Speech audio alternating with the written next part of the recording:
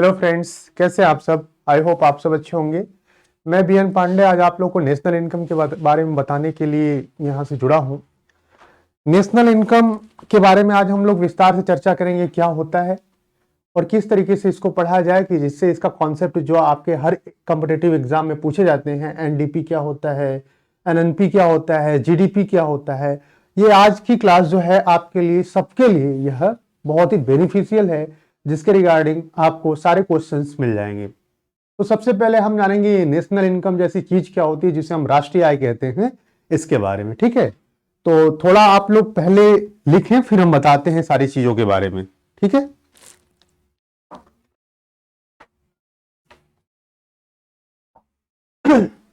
English में लिखेंगे हिंदी में?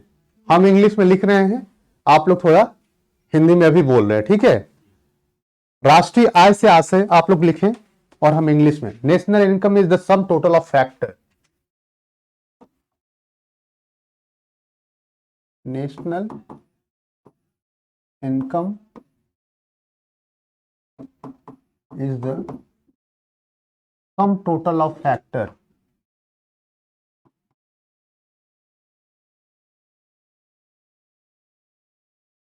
ठीक है, राष्ट्रीय आय से आशय सम total of factor incomes earn by normal resident, सामान्य निवासी के द्वारा। राष्ट्रीय आय से आशय सामान्य निवासी के द्वारा, राष्ट्रीय आय से आशय सामान्य निवासी के द्वारा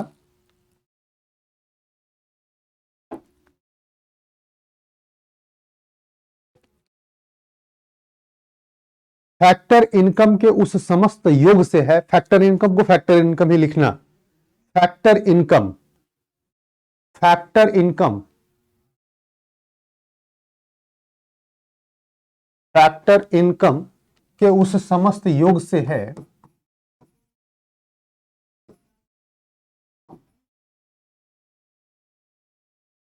on by the normal resident.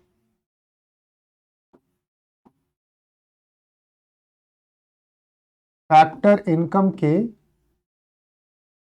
उन समस्त योग से है जो किसी एक निश्चित या जो किसी एक निश्चित के जगह लिखो अकाउंटिंग ईयर। अकाउंटिंग ईयर का मतलब वित्तीय वर्ष। ठीक है, या लेखांकन वर्ष लिख दो। वित्तीय वर्ष या लेखांकन वर्ष, लेखांकन वर्ष का मतलब वित्तीय वर्ष ही होता है। ठीक,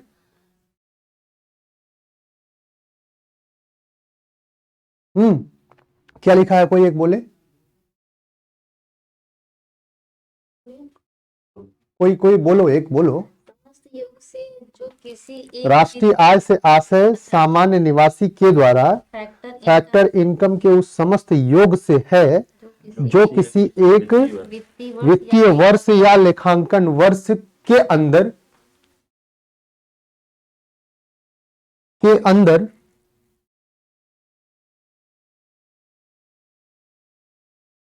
हो गया, प्राप्त किया जाता है।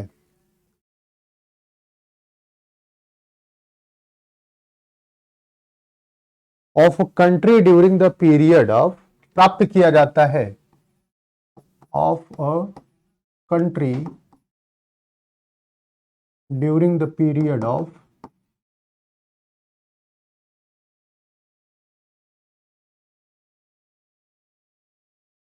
Accounting year.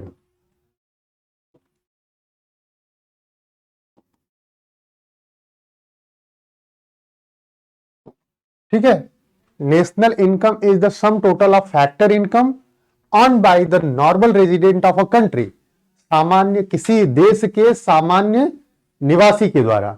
लिखा है आप लोगों ने देश, आशय किसी देश के सामान्य निवासी के द्वारा जोड़ दो।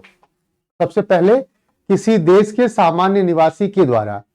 राष्ट्रीय आय से आशय किसी देश के या किसी राष्ट्र के सामान्य निवासी के द्वारा, ठीक है, फैक्टर इनकम अर्न किया जाता है। कौन सा इनकम अर्न किया जाता है? Factor income.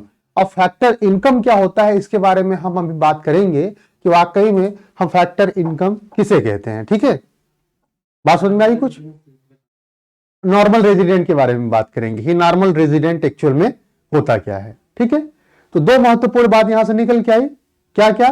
पहली चीज की फैक्टर इनकम जो अर्न वह किया गया है। अच्छा, कमाना और अर्न करना, आय अर्न करना और आपका इनकम, ये दोनों अलग अलग चीज है। ठीक है, आय को प्राप्त करना नहीं, आय को अर्न करना, यानी आय को कमाना, अर्जित करना।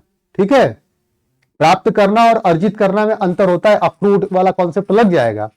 ठीक है, हाँ, कभी कभी क्या होता है, जैसे मान लो हमने आपको शायद बता रखा है कि जैसे हम कोई कार्य कर रहे हैं, ठीक है, जैसे हम आपको पढ़ा रहे हैं, हाँ, अब 1 महीने पढ़ाए और 1 महीने के बाद हमको आप अपनी फीस दोगे।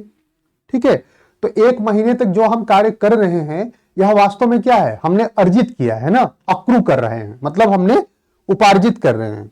ठीक है, और जब आप पेड 1 महीने बाद करोगे तो इसका मतलब है कि उसका प्रतिफल हमको 1 महीने बाद मिलेगा, मगर हर रोज हम कमा रहे हैं ना अपनी।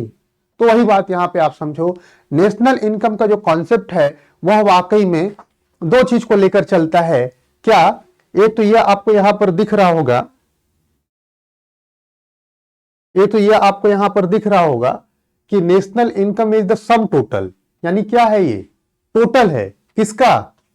अगर हम बात करें सम टोटल किसका है, कुछ दिख रहा है?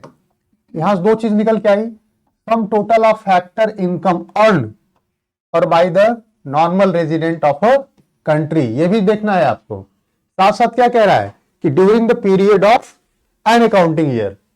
ठीक है, यानी एक वित्तीय वर्ष के अंतर्गत आपको जो आप कमा रहे हो वो भी यहां पर समझा जाता है हमको। ठीक है, अब कोई पूछेगा तो आप बता दोगे नेशनल इनकम क्या होता है। नेशनल इनकम या राष्ट्रीय आय से आशय किसी राष्ट्र के सामान्य निवासी के द्वारा, किसी राष्ट्र के सामान्य निवासी के द्वारा अर्जित किए गए फैक्टर इनकम के द्वारा आय अर्जित किए गए कौन सा, किसी एक अकाउंटिंग पीरियड ईयर में जो हम प्राप्त करते हैं वही होता है हमारा नेशनल इनकम। समझ में आई बात? नहीं समझ में आई? आगे चलिए, तो अब यहां से निकल के अगर बात हम करें तो दो चीज निकल के आता है कि नेशनल इनकम में इंक्लूड क्या किया जाता है। सबसे पहले फैक्टर इनकम, क्या इंक्लूड किया जाता है? फैक्टर इनकम, ताकि जब हम आप पढ़ते हो ना तो कहते हो फैक्टर कॉस्ट क्या है, एफसी, मार्केट प्राइस के आधार पर और फैक्टर कॉस्ट के आधार पर हम एनएनपी और एनडीपी या फिर जीडीपी को निर्धारित करते हैं। ठीक है, तो अगर हम इसके बारे में बात करें तो यहां से दो चीज निकल के आती है, फैक्टर इनकम और दूसरी चीज होती है normal resident of a country. तो इन दोनों के बारे में अब हम जानेंगे कि फैक्टर इनकम क्या है और normal resident of a country क्या है। फैक्टर इनकम, ठीक है, और नॉर्मल रेजिडेंट, सामान्य निवासी ऑफ अ कंट्री, अगर ये निर्धारित हो जाए तो लाजमी सी बात है हमको ये दोनों भी मालूम हो जाएगा। क्लियर हो रही चीजें ना?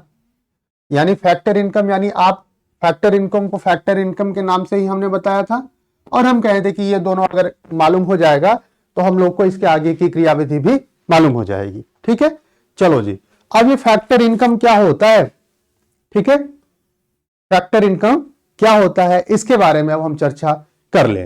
तो factor income are the payment made by the producing units. अब देखो, प्रोड्यूसिंग यूनिट्स हमने पहले क्या बताया था, फैक्टर ऑफ प्रोडक्शन, याद है, फैक्टर ऑफ प्रोडक्शन। तो फैक्टर ऑफ प्रोडक्शन के जो जो कारक हैं उनको जब हम पेमेंट करते हैं तो क्या वह फैक्टर इनकम होगा कि नहीं होगा? अरे भूमि पूंजी श्रम साहस संगठन, अगर इसको हम कुछ इसके बदले में, भाई वो कार्य कर रहे हैं और इसके बदले में अगर हम उनको दें, पैसे भुगतान करें, तो उनके लिए वह क्या होगा, आय होगा, इनकम होगा। और वह इनकम किससे रिलेटेड है, फैक्टर से ही तो है। ठीक है, तो factor of production, factor of production को भुगतान किए जाने वाले धनराशि का आशय क्या है, फैक्टर ऑफ इनकम से है। किन के लिए, जो वह कार्य कर रहे हैं, जैसे श्रमिक के लिए क्या हुआ, लेबर, लेबर उनके लिए इनकम हुआ, कैपिटल के लिए इंटरेस्ट, उनके लिए फैक्टर ऑफ प्रोडक्शन है, वो तो कॉस्ट ऑफ प्रोडक्शन है कि नहीं, लागत है ना। तो लागत तो हम उनको दे रहे हैं, हमारे लिए तो लागत है, मगर कोई प्राप्त भी तो कर रहा है, कोई रिसीव भी तो कर रहा है ना, हम तो पेमेंट कर रहे हैं ना, कोई रिसीव भी तो कर रहा है, और जो रिसीव कर रहा है उसके लिए वह इनकम है कि नहीं है। तो फैक्टर ऑफ प्रोडक्शन के बदले में हम जो भुगतान करते हैं वह उन तत्व नहीं, वह उन एंटिटी को क्या होता है, फैक्टर इनकम उनके लिए होता है। यहां तक बात समझ में आई? आई बात समझ में सबको? आ गई? अब फैक्टर इनकम को यदि लिखना हो, इसको परिभाषित करने के तौर पे, तो ये भी लिख लो, ताकि यह भी महत्वपूर्ण है कि payments made by the producing units to the household. अगर फैक्टर इनकम के बारे में हम लिखें, फैक्टर इनकम को किस तरीके से परिभाषित करते हैं, तो इसके बारे में हम लोग बातचीत करेंगे। फैक्टर इनकम,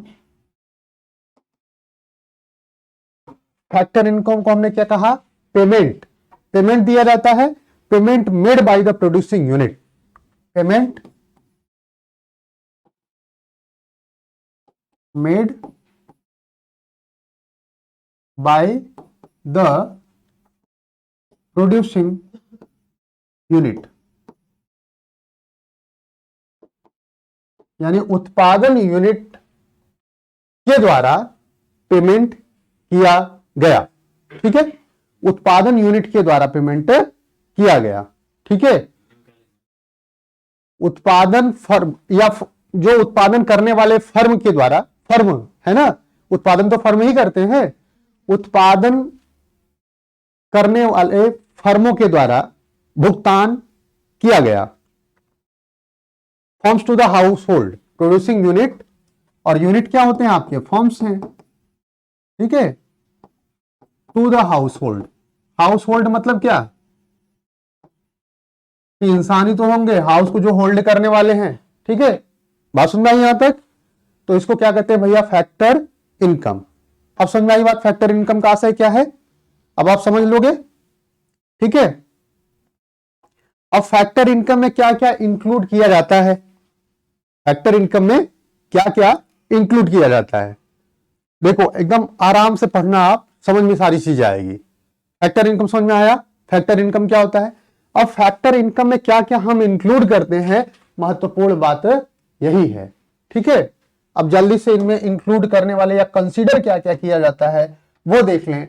तो सबसे पहली चीज क्या है फैक्टर इनकम में, हम बात करते हैं फैक्टर इनकम में कंपनसेशन ऑफ द एम्प्लॉइज, कि जो हमारे एम्प्लॉय होते हैं उनको हम क्षतिपूर्ति देते हैं ना, क्षतिपूर्ति देते हैं।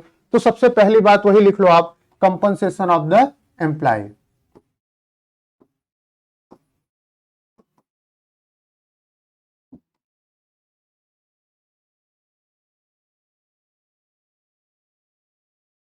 ठीक है, हाँ, मजदूरी नहीं, एम्प्लॉय को क्या कहते हैं, एम्प्लॉय को आप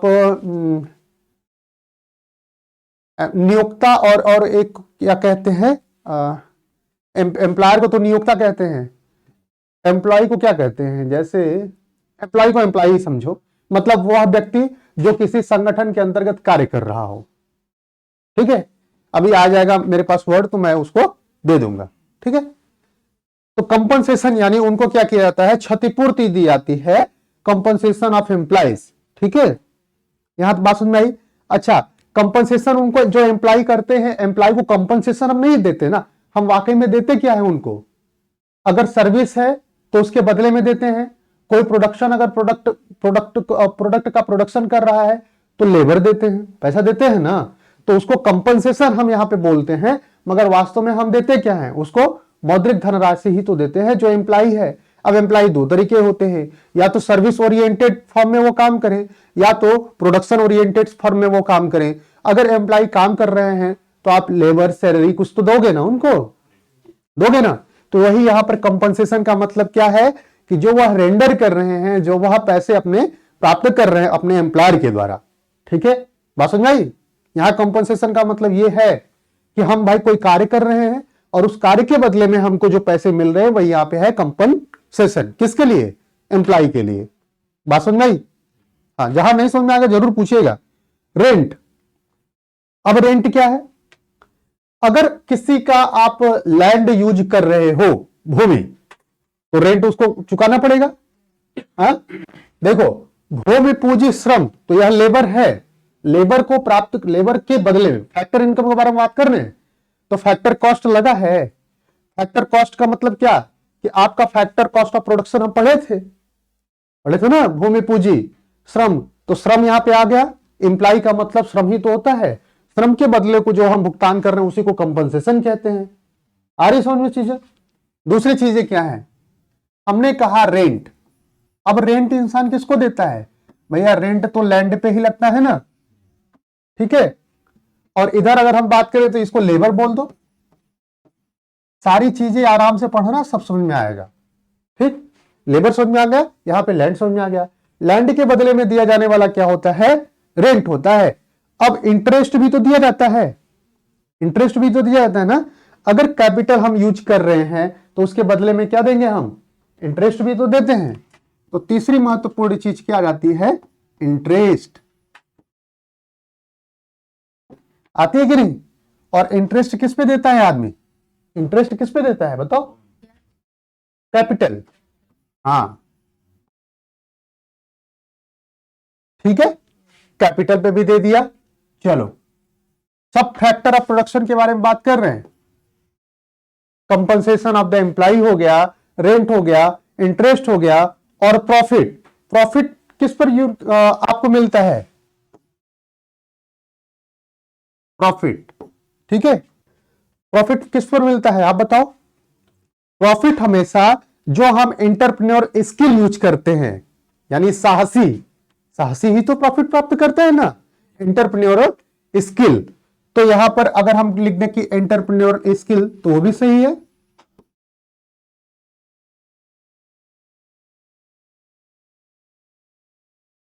आप समझ में आई, अब बोलो जी, अब समझ में आया कि नहीं कि फैक्टर इनकम के अंतर्गत ये चार चीजों को हम क्या करते हैं, समाहित करते हैं। आया बात समझ में, आया बात समझ में ना। चलो देखो, फैक्टर इनकम जो होता है वह वाकई में अर्न्ड इनकम होता है। कौन सा इनकम होता है, अर्न्ड इनकम, यानी यह प्राप्त किया जाता है। कभी कभी यह एग्जाम में अगर पूछ ले कि इस factor income is earned income, तो आप क्या कहोगे, हाँ जी बिल्कुल, यह क्या है, यह सारी चीजें ऐसी हैं जो अर्न्ड इनकम के रूप में जानी जाती हैं, या इसे हम अर्न करते हैं। ठीक है, बात सुन भाई, यह कैसे इनकम है, अर्न्ड इनकम है। क्लियर हो रही चीजें, आ रहा है समझ में चीजें, बढ़े आगे, यहां तक किसी कोई दिक्कत नहीं ना। चलो, अब अगर हम कहें कि नेशनल इनकम को हम परिभाषित कर रहे हैं तो ये भी समझ में आई बात चीजें, ठीक है। अब नॉर्मल रेजिडेंट क्या होता है, पढ़ लें इसको। नॉर्मल रेजिडेंट, यहां तक बात, हाँ, अर्न्ड इनकम मतलब कमाई गई राशि, ठीक है, अर्जित की गई राशि। अर्जित की गई राशि नहीं, आय लिख लो, अर्जित किया गया आय, अर्जित आय, इसे क्या कहते हैं, अर्जित आय।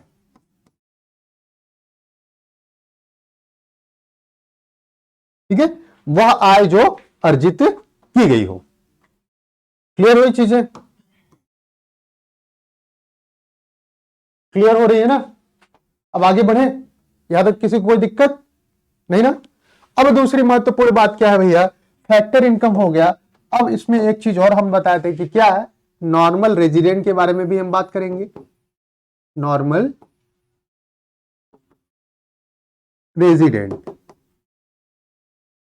ठीक है, नॉर्मल रेजिडेंट यानी सामान्य निवासी, हिंदी में से क्या कहते हैं, सामान्य निवासी। अब देखो, महत्वपूर्ण बात आता है कि हम सामान्य निवासी के अंतर्गत किस किस को रखते हैं, या वह कौन से ऐसे सिचुएशन है या कंडीशन है जिसको क्वालिफाई करने के उपरांत हम उस व्यक्ति को कहेंगे कि यह व्यक्ति हमारा सामान्य निवासी है। ठीक है, किसी राष्ट्र के अंतर्गत रहने वाले सारे निवासी सामान्य निवासी नहीं होते हैं। ठीक है, या विदेशी निवासी भी कभी कभी सामान्य निवासी के अंतर्गत आते हैं। ठीक है, रेजिडेंस अगर हम देखें, residential status according to income tax act 1961 के अंतर्गत तो तीन तरीके के होते हैं। देखा जाए तो दो ही तरीके के माने जाते हैं, कौन से? एक तो निवासी, दूसरे अनिवासी। ठीक है, निवासी में भी साधारण निवासी और उसके बाद असाधारण निवासी। ठीक है, तो इस तरीके से हम उसको बांटते हैं। जब हम इनकम टैक्स आपको बताएंगे वहां पे हम आपको बताएंगे। ठीक है, बात समझ में आई? अभी क्या है, ये नॉर्मल रेजिडेंट किनको कहते हैं ये देख लें। तो नॉर्मल रेजिडेंट हम उनको कहते हैं जो, लिखो, नॉर्मल रेजिडेंट या सामान्य निवासी से आशय ऐसे लोगों से है जो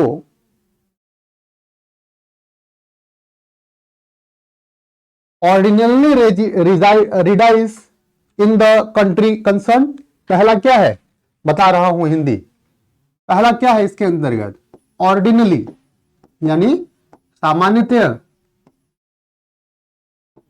रिडाइज इन द कंट्री।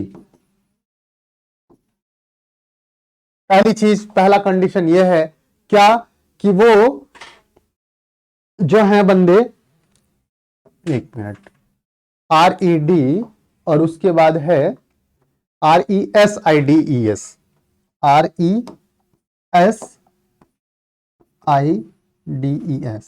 रिजाइड्स। हाँ, ठीक है, ठीक है, चलो। तो क्या हमने कहा, सामान्य रूप से जो कहां, किसी राष्ट्र के अंतर्गत रहते हो, जो लोग सामान्य रूप से राष्ट्र के अंतर्गत रहते हो और उनको कंसर्न किया जाता है। कंसर्न मतलब क्या, उनको माना जाता है, इन द कंट्री कंसर्न, कि उस राष्ट्र के अंतर्गत जो सामान्य रूप से माने जाते हो उनको हम कहते हैं सामान्य निवासी। पहली चीज ये रही। जो सामान्य रूप से किसी राष्ट्र के अंतर्गत कंसर्न या माने जाते हो, जो व्यक्ति सामान्य रूप से किसी राष्ट्र के अंतर्गत माने जाते हो, जो व्यक्ति सामान्य रूप से किसी राष्ट्र के अंतर्गत माने जाते हो। ठीक है, सामान्य को आप कर देना कॉमा में, कौन से कॉमा में? इन्वर्टेड में। अब बात समझ में आई यहां तक? दूसरी महत्वपूर्ण बात यहां पे क्या निकल के आई है, एक और यहां पर बात निकल के आती है नॉर्मल रेजिडेंट के बारे में, और वह बात है कि वैसे लोग, दूसरी बात, वैसे लोग जो या जिनका, वैसे लोग जिनका इकोनॉमिक इंटरेस्ट या आर्थिक इंटरेस्ट को क्या कहते हैं? लाभ। यहां पर वो इंटरेस्ट नहीं है, ब्याज नहीं है, यहां पर इंटरेस्ट कहते हैं ना, कि आपका औचित्य क्या है, आपका इंटरेस्ट क्यों बना है, तो वहां पे, यहां पे हम उसके बारे में बात कर रहे हैं। ठीक है, क्या लिखे आप लोग? वैसे लोग जो या जिनका, वैसे लोग जिनका आर्थिक लाभ उस राष्ट्र के अंतर्गत उत्पन्न होता हो, उस ऐसे लोग जिनका आर्थिक लाभ उस राष्ट्र के अंतर्गत उत्पन्न होता हो, whose centre of economic interest, whose centre of economic interest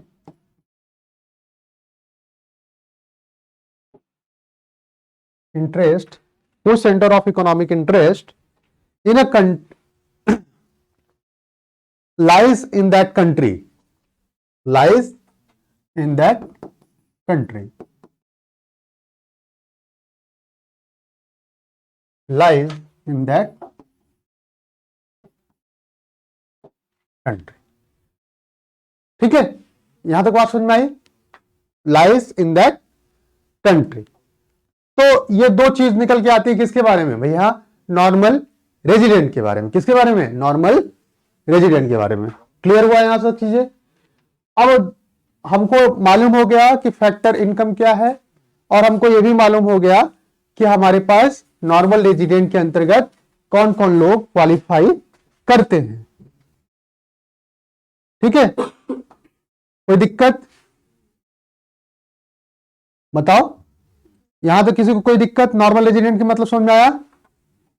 चलो अब हम बात करते हैं, नेशनल इनकम हो गया ना, अब हम बात करते हैं डोमेस्टिक एंड अकाउंटिंग पीरियड। भाई लाजमी सी बात है, 1 अप्रैल टू 31 मार्च जो हमारा फाइनेंशियल ईयर होता है वही तो अकाउंटिंग ईयर होता है। ठीक है, कई जगह अलग होता है। ठीक, तो हम अभी अपने राष्ट्र के अंतर्गत बात कर रहे हैं ना, मतलब अपने यहाँ ही किसी किसी को हर राष्ट्र में अलग होता है। जैसे अमेरिका में जाओ तो वहां जस्ट अपोजिट है, कई जगह कैलेंडर ईयर को ही फाइनेंशियल ईयर मान लेते हैं। ठीक है, कैलेंडर ईयर समझते हो ना, 1 जन टू 31 दिसंबर। ठीक है, तो कभी कभी हम उसको भी वहां पर कंसिडर कर लेते हैं।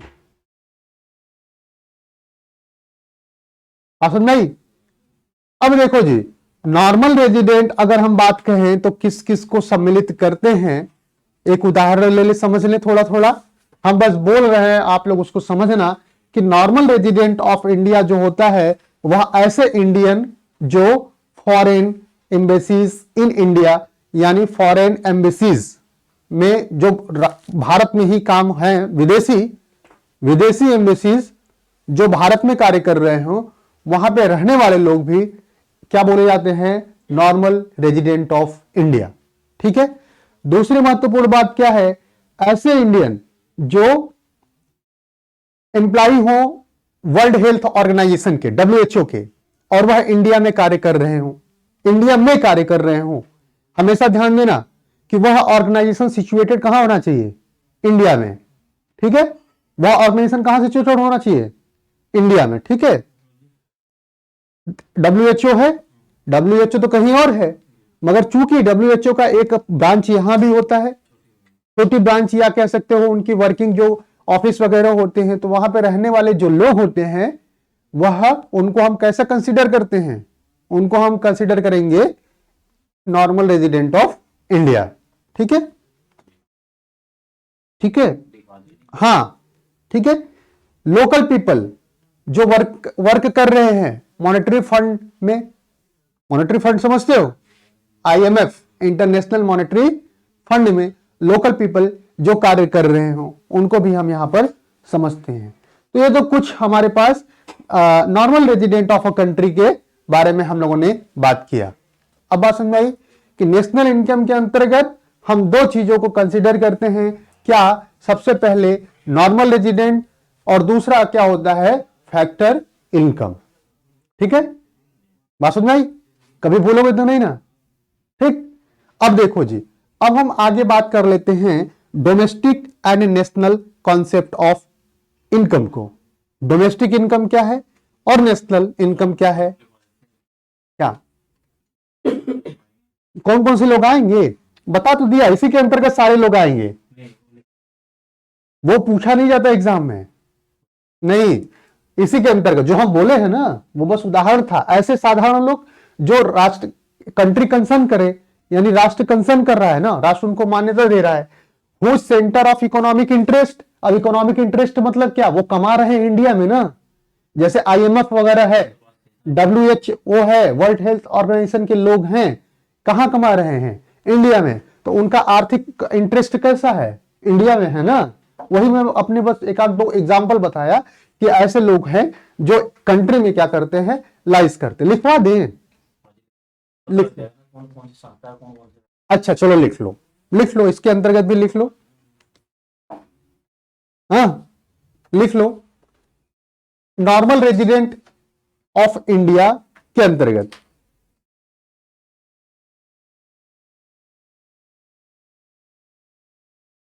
बोले। हाँ, Indians working in foreign embassies in India, मतलब भारतीय जो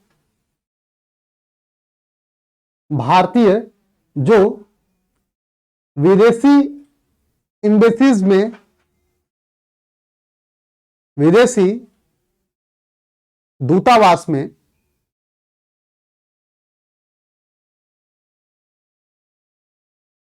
कार्य कर रहे हूं, ब्रैकेट में लिख लेना इंडिया में। ठीक है, ऐसे भारतीय भारत में, ठीक है, पहली। दूसरी, स्थानीय लोग जो आईएमएफ में कार्य कर रहे हों, स्थानीय लोग जो आईएमएफ के ऑफिस में कार्य कर रहे हों, स्थानीय लोग जो आईएमएफ मतलब इंटरनेशनल मॉनेटरी फंड के ऑफिस में कार्य कर रहे हों, यह भी इन ब्रैकेट लिख लेना, इंडिया में।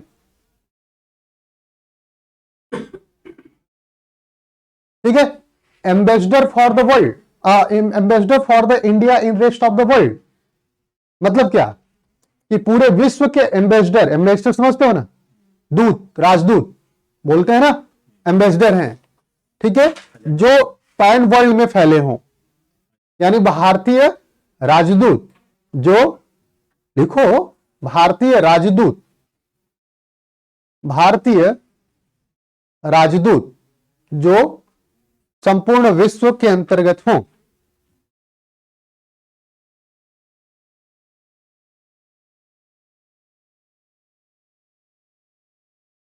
विश्व में फैले हों,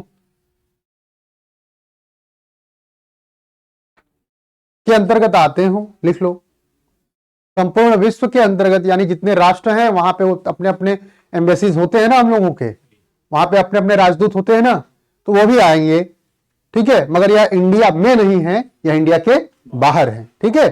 और ऐसे विदेशी लोग, अगला, ऐसे विदेशी लोग, ऐसे विदेशी लोग जो 1 साल तक इंडिया में रह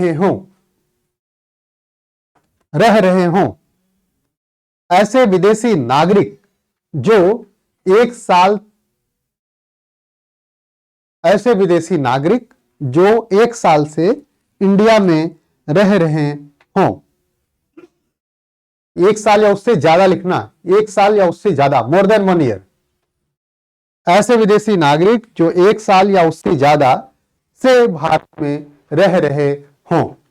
अदर देन स्टूडेंट्स, यहां पे एक बात और है, अदर देन स्टडीज और मेडिकल स्टूडेंट या मेडिकल ट्रीटमेंट, ठीक है, ब्रैकेट में लिख लो, उन लोगों को छोड़कर, उनको छोड़कर जो छात्र, उनको छोड़कर जो छात्र, उनको छोड़कर जो छात्र एवं मेडिकल ट्रीटमेंट के लिए भारत में आए हों, यानी ऐसे विदेशी छात्र हों जो यहां पर पढ़ने एवं मेडिकल ट्रीटमेंट के अंतर्गत आते हों, उनको हम छोड़ देते हैं, ठीक है, उनको हम नॉर्मल रेजिडेंट ऑफ इंडिया नहीं मानते हैं। बात सुन आई? ये महत्वपूर्ण कुछ बातचीत रही। क्या क्या? ऐसे एम्बेसीज, आईएमएफ, और हमने बताया एक WHO यानी वर्ल्ड हेल्थ ऑर्गेनाइजेशन, इन सब की जो ऐसे नॉर्मल सिटीजन अंतर्गत यहां पर आएंगे, कहां पर? हमारे नॉर्मल रेजिडेंट ऑफ इंडिया के अंतर्गत, ठीक है, बात सुन भाई। अब हम बात कर लेते हैं domestic and national concept of income पर, ठीक है, सकल एवं राष्ट्रीय आय की संकल्पना, यानी सकल एवं राष्ट्रीय आय का कॉन्सेप्ट क्या है, इसके बारे में हम बात करेंगे कि डोमेस्टिक को घरेलू कहते हैं ना, घरेलू, डोमेस्टिक को क्या कहते हैं? घरेलू एवं राष्ट्रीय आय की संकल्पना। सकल, वो तो सकल और शुद्ध होता ही है ना, हम लोग जानते हैं, नेट होता है और ग्रॉस होता है, ठीक है, तो डोमेस्टिक इनकम ही तो होता है, डोमेस्टिक इनकम होता है, और डोमेस्टिक इनकम के बाद जीडीपी का मतलब क्या होता है भाई? ग्रॉस डोमेस्टिक प्रोडक्ट, और प्रोडक्ट का मतलब क्या होता है? अगर प्रोडक्ट तभी ना निकलेगा जब वो प्रोडक्शन से होके गुजरेगा, ठीक है, तो यहां पर अगर हम हिंदी में बात करें तो आप लिखो कि घरेलू, डोमेस्टिक मतलब, हाँ, घरेलू एवं राष्ट्रीय आय।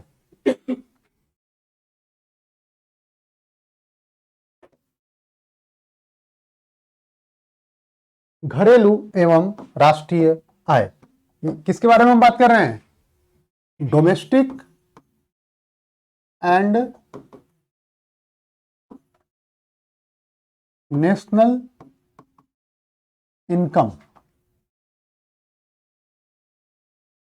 ठीक है, concept of domestic and national income.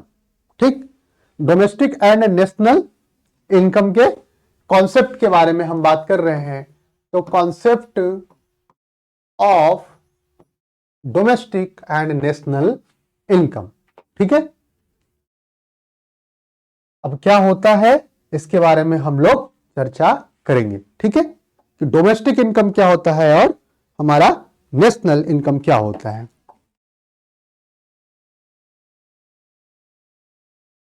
अगर हम बात करें किसके बारे में, डोमेस्टिक इनकम के बारे में, किसके बारे में बात करें? डोमेस्टिक इनकम के बारे में बात करें या नेशनल इनकम के बारे में बात करें, तो वाकई में वहां पर compensation of employees, rent, profit, चौथा क्या था? इंटरेस्ट। इन सबको हम मैक्रो लेवल पर समाहित करते हैं, मैक्रो लेवल पर समाहित करते हैं। मगर जब हम बात कर लेते हैं और आगे अगर हम बात करते हैं तो यहां पर थोड़ा डोमेस्टिक इनकम क्या होता है? डोमेस्टिक इनकम का मतलब होता है थोड़ा अलग। थोड़ा अलग मतलब क्या? अब बताते हैं आपको कि डोमेस्टिक इनकम क्या होता है, उसके बारे में लिख लो, थोड़ा सा लिख लो। ठीक है, मैक्रो लेवल पर हम डोमेस्टिक इनकम और नेशनल इनकम इन दोनों को एक ही जैसा समझते हैं, मगर ऐसा होता नहीं है। ठीक है, अब हम जो बात करें वो डोमेस्टिक इनकम में क्या क्या आता है, घरेलू आय में क्या क्या आएगा, उसे थोड़ा लिख लो।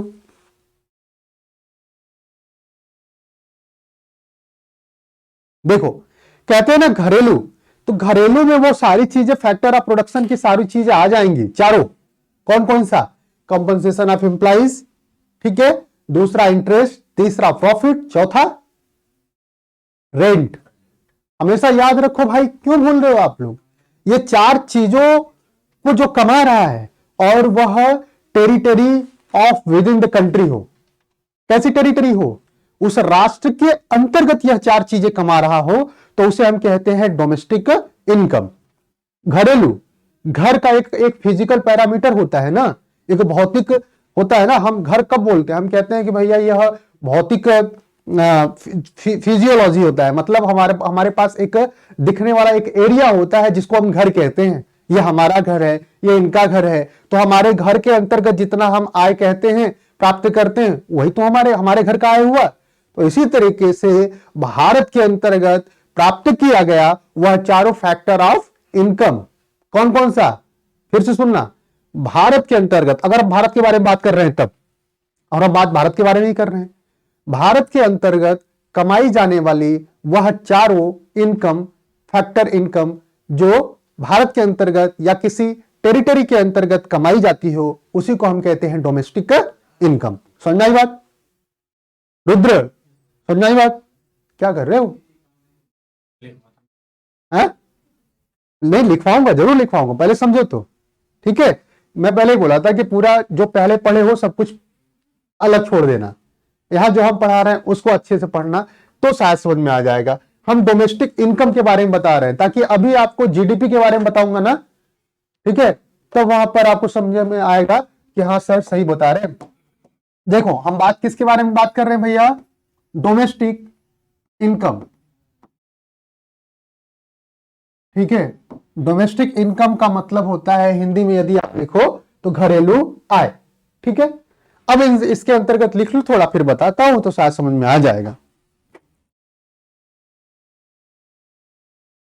ठीक है, डोमेस्टिक इनकम को यदि हम कहें तो क्या होता है? Is the sum total of factor income.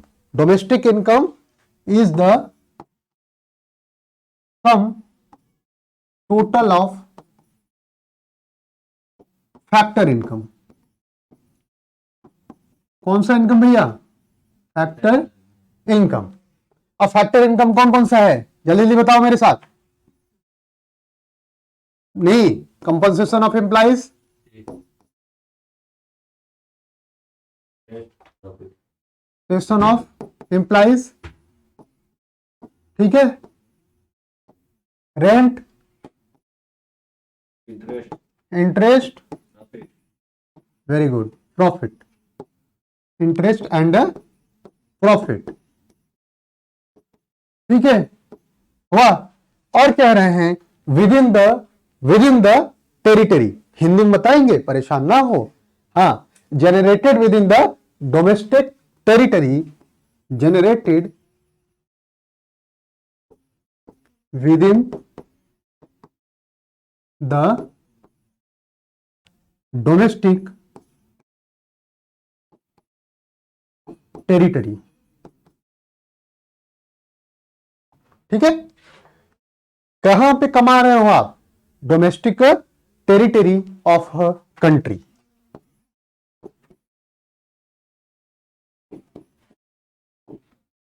अब देखो जी क्या है, हमने क्या बताया, घरेलू आय से आशय उन समस्त फैक्टर इनकम से है जो किसी राष्ट्र के घरेलू, टेरिटरी का मतलब समझते हो, नहीं, सीमा के अंतर्गत कमाई जाती हो।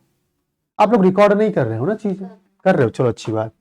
मैं क्या बोला फिर से सुनो, डोमेस्टिक इनकम से आशय या घरेलू, लिखो भाई, घरेलू आय से आशय उन समस्त,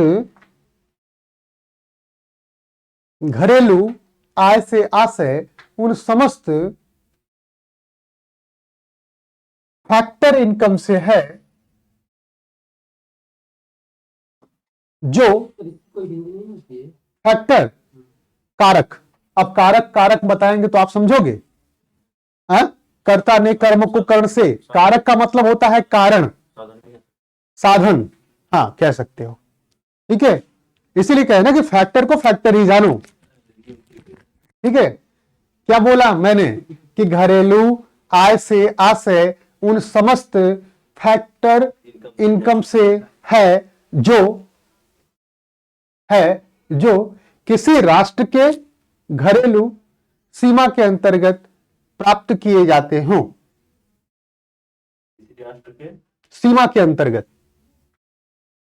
उत्पन्न किए जाते हों, जनरेटेड, उत्पन्न किए जाते हों, किसी राष्ट्र के सीमा के अंतर्गत उत्पन्न किए जाते हों, generated within the domestic territory of country, ठीक है। अब समझ में आई बात, आ गया, फिर से बताऊं, घरेलू आय से आशय, घरेलू आय से आशय उन समस्त फैक्टर इनकम से के योग से है जो किसी राष्ट्र के घरेलू सीमा के अंतर्गत उत्पन्न किए जाते हैं। बात समझ में आई, यहां बात समझ में आई।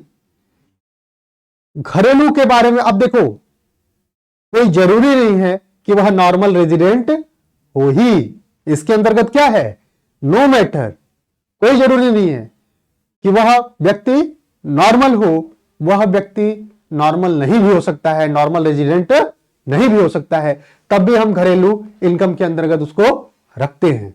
जैसे विदेशी व्यक्ति आया और वह प्राप्त कर रहा है डोमेस्टिक इनकम, डोमेस्टिक टेरिटरी में, या फैक्टर इनकम प्राप्त कर रहा है, तो वह भी इसी के अंतर्गत आएगा। बात समझ में आई कि नहीं आई ना। ऑस्ट्रेलिया का बंदा है, यहां पर अगर वह इन्हीं में से कोई आय प्राप्त कर रहा है, चाहे वह रेंट ले रहा है, चाहे वह कोई कार्य कर रहा है, तो कंपनसेशन ऑफ एम्प्लॉइज यानी उसको सैलरी वगैरह आप दोगे, ठीक है, क्योंकि वह भी कहां है, इंडिया के अंतर्गत कार्य कर रहा है, इंडिया की टेरिटरी में काम कर रहा है, तो वह भी डोमेस्टिक इनकम के अंतर्गत आएगा, वह भी घरेलू हमारा इनकम बनेगा। जबकि वह आदमी कहां का है, विदेश का है, मगर काम कर रहा है इंडिया में, प्राप्त कर रहा है इंडिया में, तो उसको कंसीडर हम कैसा करेंगे, कैसा कंसीडर करेंगे, डोमेस्टिक इनकम के अंतर्गत करेंगे। यह महत्वपूर्ण बात है। जो विदेश में रह रहा है वो तो विदेश में रह ही रहा है, हम कह रहे हैं जो इंडिया की टेरिटरी में उत्पादन कर रहा है, इंडिया के टेरिटरी में क्या कर रहा है, वह कंपनसेशन ऑफ एम्प्लॉइज, रेंट या फिर इंटरेस्ट या फिर प्रॉफिट जनरेट कर रहा है, तो उसको हम डोमेस्टिक इनकम के अंतर्गत रखेंगे, ठीक है। यह हमेशा ध्यान देना, देश की सीमा के अंतर्गत कोई विदेशी यदि कुछ प्राप्त कर रहा है तो वह घरेलू आय के अंतर्गत आएगा। ठीक है, इसीलिए नॉर्मल रेजिडेंट वाला हमने बताया ना। हाँ, ठीक है, बात सुन भाई। No matter who generates it, लिखना चाहो तो लिख लो, ब्रैकेट में लिख लो, no matter who generates it. बता रहा हूं, मतलब अगर वह नॉर्मल रेजिडेंट हो या फिर नॉन रेजिडेंट हो, दोनों दोनों के लिए ये सारी चीजें हैं कि नॉर्मल रेजिडेंट हो या नॉन रेजिडेंट हो, नो मैटर, नो मैटर, ठीक है, no matter who generates it, यह कौन प्राप्त करता है इसका कोई महत्व नहीं पड़ेगा। क्या? देश की सीमा का अंतर्गत होना चाहिए। बस देश की सीमा के अंतर्गत होना चाहिए, चाहे वह नॉर्मल रेजिडेंट हो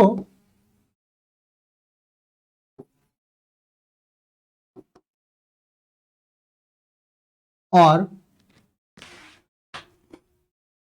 क्या, नॉन नॉर्मल रेजिडेंट।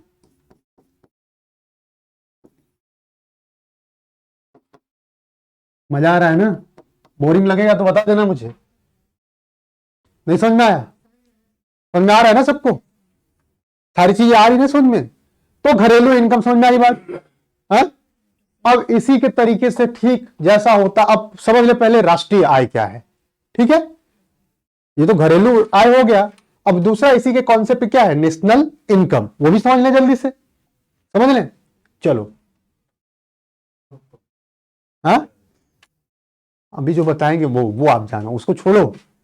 ठीक है, हाँ, national income is the sum total of factor income. राष्ट्रीय आय से आशय उन समस्त फैक्टर आय के योग से है। लिखा है ना, ये आप लोगों ने लिखा है ना, राष्ट्रीय आय से आशय उन समस्त फैक्टर इनकम से है जो राष्ट्र के अंतर्गत कमा रहे हैं या नहीं कमा रहे हैं, ऐसा कुछ तो नहीं लिखा है ना, जो normal resident of a country के द्वारा कमाए जाते हैं, तो लिखवा चुका हूं। ठीक है, यहां पर एक बात और है कि यहां पर है कि no matter where it is generated, लिखना चाहो तो लिख लो, ये जरूरी है। यहां पर तो मैटर करता है ना कि हु जनरेटेड, वहां पर मैटर क्या करता है, no matter where it is generated. राष्ट्रीय आय कोई ये नहीं है कि वह कहां से कमाया जाए, बस रेजिडेंट आपका होना चाहिए, रेजिडेंट ऑफ इंडिया होना चाहिए, चाहे वह विदेश में ही कमा रहा हो तो रेजिडेंट ऑफ इंडिया हो तो वह राष्ट्रीय आय के अंतर्गत आएगा। लिखवा दे, लिख लो, national income is the sum total और factor income.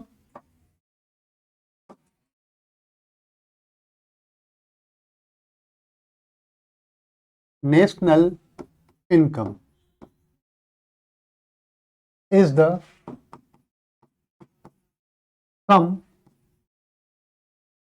sum total factor of the income, is the sum total of factor income, total of factor income।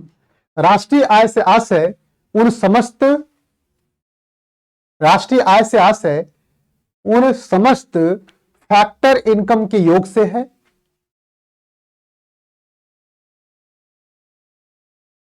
जो किसी राष्ट्र के साधनों की आय होगी सर, या साधन की आय होगी। फैक्टर इनकम आप लिखो ना, ठीक है, राष्ट्रीय आय से आशय उन समस्त फैक्टर इनकम के योग से है जो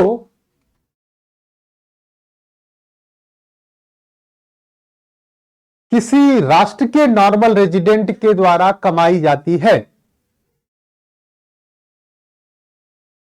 अर्न्ड बाय नॉर्मल रेजिडेंट, राष्ट्र के earned by normal resident of a country. क्या लिखा आप लोगों ने?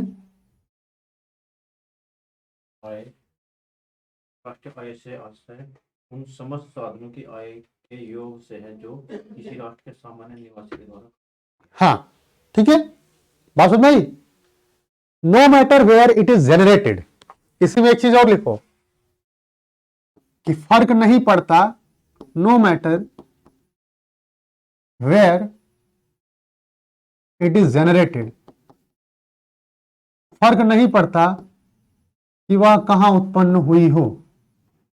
No matter where it is generated within the domestic territory और आउटसाइड,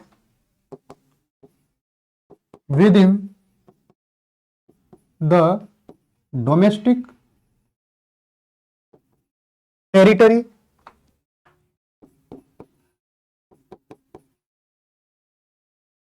और आउटसाइड, यानी वह घरेलू टेरिटरी में हो या उससे बाहर हो, ठीक है, या उससे बाहर हो, फर्क नहीं पड़ता। फर्क क्या पड़ना चाहिए कि वह नॉर्मल रेजिडेंट के द्वारा, किसी राष्ट्र के नॉर्मल रेजिडेंट के द्वारा कमाई गई हो। बात समझ में आई? फर्क क्या पड़ता है भैया कि वह किसी राष्ट्र के नॉर्मल रेजिडेंट के द्वारा क्या हो, कमाई गई हो। बात समझ में आई? तो डोमेस्टिक इनकम और नेशनल इनकम समझ में आया। डोमेस्टिक इनकम में हमने कहा था कि no matter where within the, no matter who generated, कौन जनरेट करता है यह फर्क नहीं पड़ता, नॉर्मल रेजिडेंट हो चाहे वह नॉन नॉर्मल रेजिडेंट हो, राष्ट्र के परिधि के अंतर्गत वह कमाया गया फैक्टर इनकम होना चाहिए। जबकि नेशनल इनकम में हमने क्या कहा, दोनों में अंतर समझो। नेशनल इनकम में हमने क्या कहा, हमने कहा कि राष्ट्र के परिधि के अंतर्गत की बात यहां पर नहीं की जाती है, यहां पे क्या की जाती है, no matter where it is generated within the domestic territory और आउटसाइड। ठीक है, यहां पर डोमेस्टिक को तो लेते ही लेते हैं, साथ में क्या करेंगे हम, आउटसाइड वालों को भी ऐसे फैक्टर इनकम जो आउटसाइड रेजिडेंट हो, रेजिडेंट ऑफ अ कंट्री हो, आउटसाइड में सिचुएटेड है, आउटसाइड में रहते हैं, राष्ट्र के अंतर्गत नहीं रहते हैं मगर वह रेजिडेंट ऑफ अ कंट्री हैं, उनके द्वारा कमाया गया फैक्टर इनकम हम यहां पर कंसीडर करेंगे। बात समझ आई? समझ आई? आई बात समझ में? नहीं आई संजू? देखो, घरेलू इनकम या घरेलू आय के अंतर्गत हम उन समस्त फैक्टर ऑफ इनकम के योग को सम्मिलित करते हैं जो विद इन द कंट्री कमाई गई हो। कोई जरूरी नहीं है कि वह नॉर्मल रेजिडेंट के द्वारा कमाया गया हो या नॉन रेजिडेंट के द्वारा कमाया गया हो। कंडीशन एक होना चाहिए कि हमारे राष्ट्र के अंतर्गत वह फैक्टर इनकम जनरेट हुआ हो। क्लियर? देश में तो जाता 1 साल या 5 साल मिले हाँ, तो उसका भी जोड़े जाते हैं नेशनल इनकम में, वह नेशनल इनकम में। ठीक है, नेशनल इनकम में क्या होता है, फैक्टर इनकम कमाया जाता है। कोई जरूरी नहीं है कि वह नॉर्मल रेजिडेंट हो, यह जरूरी है कि नॉर्मल रेजिडेंट हो, मगर यह नहीं जरूरी है कि वह विद इन द टेरिटरी कमाए या नहीं। ठीक है, यह आवश्यक नहीं है कि वह with in the territory he country के कमाए, देश के अंदर ही कमाए राष्ट्रीय आय में, यह जरूरी नहीं है कि वह आय जो है देश के अंदर ही कमाया गया हो। वह आय आउटसाइड इंडिया, आउटसाइड कंट्री भी कमाई जा सकती है। बस एक चीज महत्वपूर्ण है कि वह रेजिडेंट ऑफ कंट्री होना चाहिए, भारत का निवासी होना चाहिए। यहां पर निवासी इसीलिए मैं बता दिया कि निवासी हम कब कब किसे कहते हैं। ठीक है, किसी की नागरिकता लेना ही निवासी नहीं होता, यही बात समझो। अगर हम इंडियन हैं तो यह कोई जरूरी नहीं है कि हम टैक्स जब पेड करते हैं तो यहां पर निवासी की स्थिति ही हम फॉलो करें। ठीक है, यह एक उसका आवश्यक जो है रेजिडेंट यानी निवासी नागरिक का आवश्यक एक प्रॉपर्टी नहीं है। ठीक है, अनिवार्य प्रॉपर्टी नहीं है, यह एक आवश्यक प्रॉपर्टी है। क्या? सिटीजनशिप ऑफ अ कंट्री की। बात समझ आई? बात समझ आई कि नहीं समझ आई? नहीं समझ आई? हमने क्या कहा, सुनो, हमने कहा कि यह कोई अनिवार्य नहीं है कि जो हमारे देश का बंदा हो यानी नागरिक हो वह निवासी की स्थिति को पूरा करता हो, यह कोई अनिवार्य नहीं है। यह कोई डॉक्यूमेंटेशन तो बात की बात है। हमने क्या कहा कि यह कोई जब शर्त होता है ना, जब टैक्स इंसिडेंट पढ़ चुके हैं पहले कि कर भार हम कैसे लगाते हैं, तो वहां पर इन्हीं सब चीजों को तो हम कंसीडर करते हैं। यह देखते हैं कि वह बंदा निवासी कहां का है, आय अर्जन कहां कर रहा है, आय कमा कहां कर रहा है, तब ना उस पर टैक्स लगाओगे, कैसे ही लगा दोगे। ठीक है, तो ये भी हमको देखना होता है। बात समझ में आई यहां तक? चलो जी, तो डोमेस्टिक इनकम क्या हुआ और हमारा नेशनल इनकम को कॉन्सेप्ट आप लोगों ने समझा। आई होप आप समझ पा रहे होंगे।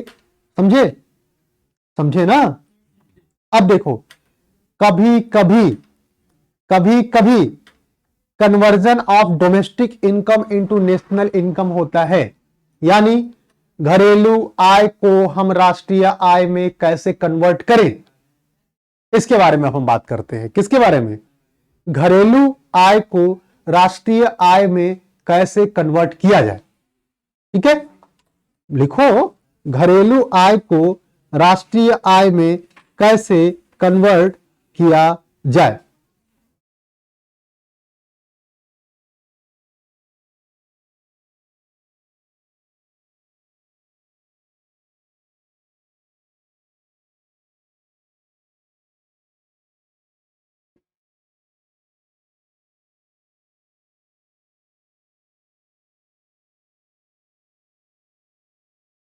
ठीक है,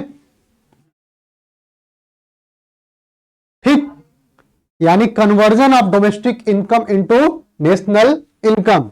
अब देखो, यहीं से एक चीज आपको मिलेगी, net factor income from abroad. Net factor income from abroad. From abroad का मतलब देखो, इंग्लिश की टर्मिनोलॉजी हम यूज कर रहे हैं। हाँ, ठीक है, बात समझ आई? इसीलिए मैंने क्या बताया, नेशनल इनकम। ठीक है, ये ध्यान देना हमेशा। चलो कन्वर्जन करें। क्या क्या था हेडिंग हमारा, क्या लिखवाया हूं बोलो? Conversion of domestic income into national income ना। कन्वर्जन ऑफ डोमेस्टिक इनकम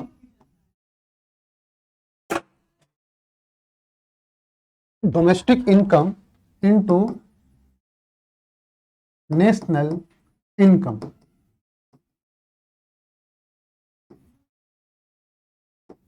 ठीक है भैया, conversion of domestic income into national income. ठीक है, कन्वर्जन करा रहे हैं। ठीक है, धर्म का कन्वर्जन नहीं हो रहा, यहां पर domestic income into national income का कन्वर्जन हो रहा है। ठीक है, राष्ट्रीय आय में कैसे बदलते हैं। ठीक, तो डोमेस्टिक इनकम में यदि हम net factor income from abroad जोड़ दे, ध्यान सुनना, डोमेस्टिक इनकम में यदि हम net factor income from abroad जोड़ दे तो नेशनल इनकम मिल जाएगा। नहीं समझ में आई? डोमेस्टिक इनकम मीन्स क्या, कि इंडिया के टेरिटरी में हो, इंडिया की टेरिटरी में हो, चारों फैक्टर ऑफ इनकम हो, और उसमें अगर हम विदेशियों का क्या कर दें, income net factor from abroad, विदेशी नहीं, विदेश में कमाए गए निवासियों का इनकम जोड़ दें तो नेशनल इनकम मिलेगा। नहीं समझे? समझ गए? सब लोग समझे? एक बार और बता दें। बिल्कुल लिखवाएंगे भाई। क्या मैंने बोला कि अगर हम डोमेस्टिक इनकम में कन्वर्जन कर रहे हैं, कन्वर्जन मतलब एक से दूसरा, तो डोमेस्टिक इनकम में पहले लिखो, डोमेस्टिक इनकम यानी घरेलू domestic income plus domestic income plus जोड़ रहे हैं, क्या जोड़ रहे हैं, net factor from abroad, net factor income from abroad, यानी net factor income from abroad.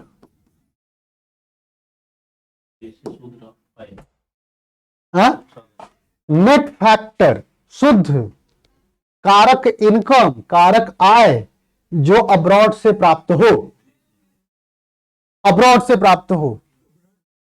वही तो मेन चीज तो वही है ना। कौन सा? ऐसे सामान्य निवासी जो भारत के बाहर रह रहे हो, ऐसे।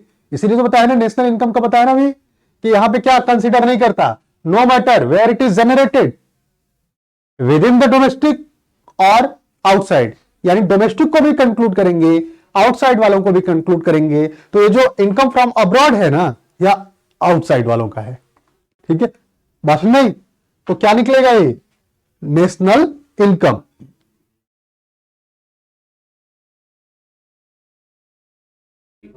बता रहा हूं, सब बताऊंगा। हाँ, क्या निकलेगा ये क्या निकलेगा? नेशनल इनकम बराबर क्या है ये? या बराबर को बराबर ही लिखने लो। बराबर क्या है? National income.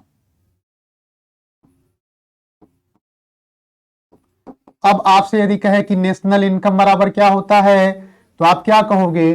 Domestic income plus net factor income from abroad is equal to national income. सूत्र एक मिला। राष्ट्रीय आय से राष्ट्रीय आय का मतलब क्या होता है? घरेलू आय plus net factor income from abroad. ठीक है, अब net factor income from abroad क्या होता है ये देख ले तो आप लोग का समस्या का समाधान हो जाएगा। आई थिंक होगा।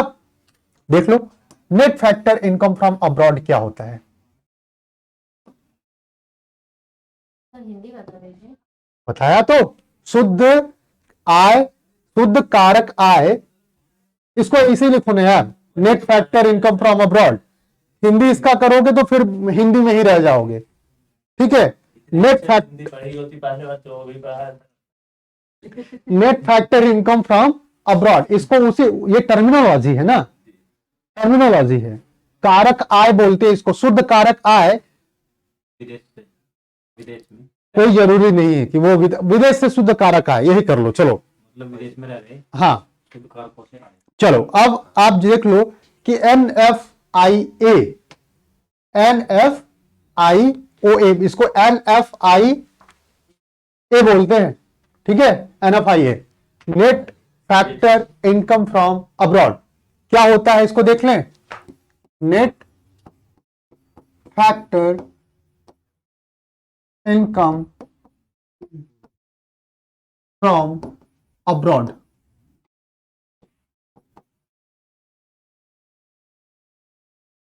एकदम विस्तार से बता रहे हैं तो आप लोग विस्तार से इसको जैसे बताता हूं वैसे ही करो, तब समझ में आएगी चीजें।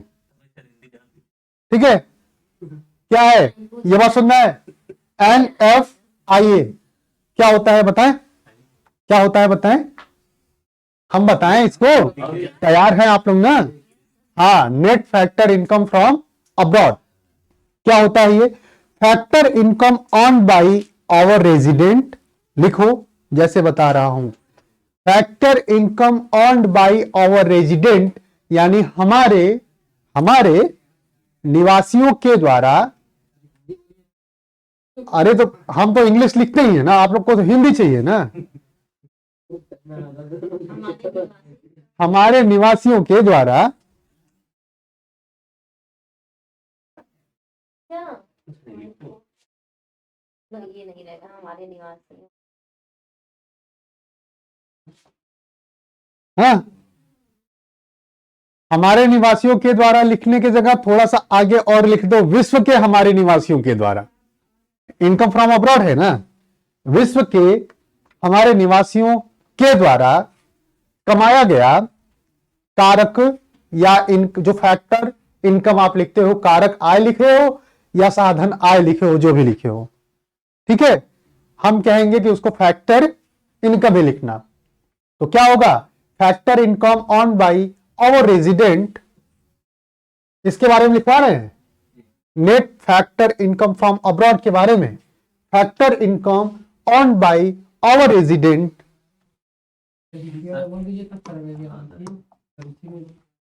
हिंदी हो गया ना? क्या लिखा है आप लोगों ने? विश्व के द्वारा क्या लिखे? हमारे निवासियों के द्वारा, मतलब विश्व के हमारे निवासियों के द्वारा कमाए गए फैक्टर इनकम यहां लिखा, इसमें से माइनस करो, हाँ माइनस, ठीक है। घरेलू, घरेलू लिखा, घरेलू निवासियों के द्वारा, घरेलू निवासियों के द्वारा कमाए गए फैक्टर इनकम।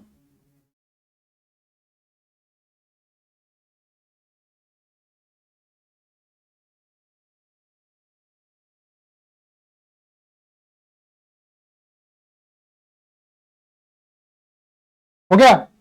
घरेलू निवासियों के द्वारा, घरेलू मतलब क्या, डोमेस्टिक टेरिटरी, डोमेस्टिक टेरिटरी के अंतर्गत कमाए गए सामान्य निवासियों के द्वारा फैक्टर इनकम। जो फैक्टर इनकम सामान्य निवासी के द्वारा कमाया गया है ना घरेलू टेरिटरी में, डोमेस्टिक टेरिटरी में, उसको हम घटा देंगे कहां से, विश्व के समस्त, विश्व के समस्त निवासियों के द्वारा प्राप्त किए गए या अर्न किए गए क्या, फैक्टर इनकम। क्यों कंफ्यूज हो जाते हो, विश्व का जो निवासी होगा वो तो बड़ा होगा ना, विश्व के सारे निवासी जो हमारे देश से एकदम हाँ नहीं यार, देश के लिए सामान्य निवासी का मतलब क्या होता है, सामान्य निवासी का मतलब, निवासी जो पूरे विश्व से कमा के लाए, हाँ में से उनमें से हम घटाएंगे क्या, हम अपने घरेलू निवासियों के द्वारा कमाए गए फैक्टर इनकम को, फिर उससे कहीं पे उससे निकलेगा, बता रहा हूं ना, उससे एनएफआई आय निकलेगा, ये निकलेगा, उनकी सुधार- net factor income from abroad निकलेगा। ये तो निकालने का वही तरीका है ना, पहले एक बार इंग्लिश में लिख लेते हैं फिर एक बार और आपको बताते हैं क्या है। Factor income on by our resident, सुधार- factor income, factor income on by, factor in of shit, अब इससे छोटा होगा नहीं, चलो, factor income on by our resident, on by, यही लिखते हैं, our resident, factor income on by our resident from rest of the world, resident from rest of the world. Rest of the world का मतलब समझते हो, factor income earn किया गया हमारे निवासियों के द्वारा जो कहां के हैं, रेस्ट ऑफ द वर्ल्ड के हैं, यानी संपूर्ण विश्व के जो हमारे निवासी हैं, हमारे निवासी हैं, उनके द्वारा कमाया गया फैक्टर इनकम। सर जो हमारे देश के पूरे विश्व में गए जो पैसा कमा नागरिक नहीं, निवासी, सिटीजन और रेजिडेंट में अंतर होता है, इसीलिए मैंने रेजिडेंट को पहले बताया। आप घूमने जा रहे हो, नागरिक हो, इनकम प्राप्त करोगे क्या वहां पे, नहीं ना, तो जो वहां पे रह के रेजिडेंट यहां के हो, वहां पे रह के इनकम प्राप्त कर रहे हो, वो उनमें से हम घटाएंगे, क्या घटाते हैं, उनमें से हम लेस करेंगे, घटाएंगे, किनको, किनको घटाएंगे, factor income on by non resident, factor income on by non resident, ठीक है, factor income on by non resident in our domestic territory, in our domestic territory, ठीक, इन आवर डोमेस्टिक टेरिटरी, मतलब ये जो विदेश की तो हमारे देश में बता रहा हूं। अब देखो क्या ये फॉर्मूला आपको क्या निकाल रहा है, net factor income from abroad. Net factor income from abroad मतलब factor income on by our resident from rest of the world, कि संपूर्ण विश्व के जो हमारे निवासी हैं उनके द्वारा कमाया गया फैक्टर इनकम, संपूर्ण विश्व के जो हमारे निवासी हैं उनके द्वारा कमाया गया क्या, फैक्टर इनकम में से घटाएंगे क्या, factor income earned by non resident in our domestic territory, यानी वह विदेश के लोग जो, या वह नॉन रेजिडेंट का मतलब क्या, कि हमारे देश के वो रेजिडेंट नहीं है, रह रहे हैं हमारे यहां, अगर उनके इनकम को हम घटा दें तो क्या हो जाएगा, net factor income from abroad मिलेगा। अब समझ में आई बात? हाँ, बहुत लेट लगा। नहीं पढ़ा था। अच्छा, पढ़ा था आपने एक जगह, आप लोगों को समझ में आई बात? पक्का? जी। ये बात समझ में आई? हिंदी में तो उस हिसाब से गलत हो जाएगा। क्या लिखो आप लोग, क्या लिखे हो, सही कह रहे हैं। क्या लिखे हो? हमारे निवासियों के द्वारा कमाया गया फैक्टर इनकम माइनस घरेलू निवासियों के द्वारा कमाया। नहीं, नॉन रेजिडेंट लिखो, घरेलू नहीं, नॉन रेजिडेंट लिख दो, वहां पे एक वो थोड़ा करेक्शन कर लो, नॉन रेजिडेंट लिख लो। क्या हिंदी का नॉन रेजिडेंट को बोलते हैं अनिवासी, अनिवासी, ठीक है। जो निवासी है वहाँ हाँ, एक होते हैं साधारण निवासी और एक होते हैं असाधारण निवासी, ठीक है। निवासी दो तरीके के, कौन कौन से, एक निवासी, दूसरा अनिवासी। निवासी भी दो तरीके के, एक साधारण निवासी, दूसरा असाधारण निवासी, ठीक है। बात समझ में आई?